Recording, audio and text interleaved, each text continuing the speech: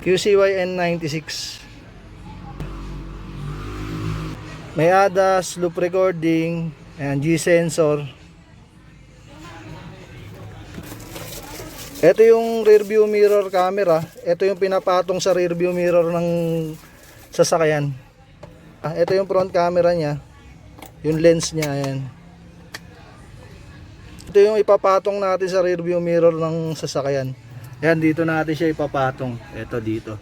Hindi natin naalisin yan, ipapatong lang dyan. Ayan.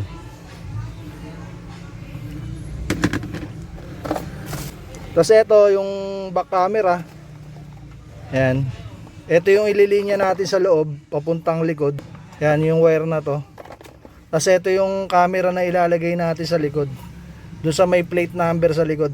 Tapos tuwing atras yung sasakyan, mag-auto switch siya. Yung likod na view makikita nyo, yun yung lalabas sa display pagka umatras yung sasakyan. Ayan, ginawa ko dyan, pinaghiwalay ko muna kasi ito sa labas, tapos ito sa loob.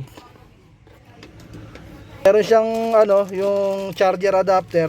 Ito yung sinasaksak sa cigarette port ng sasakyan para mag-charge yung dashcam. Dito natin siya isasaksak. Ayan, diyan sinasaksak yun yung dashcam.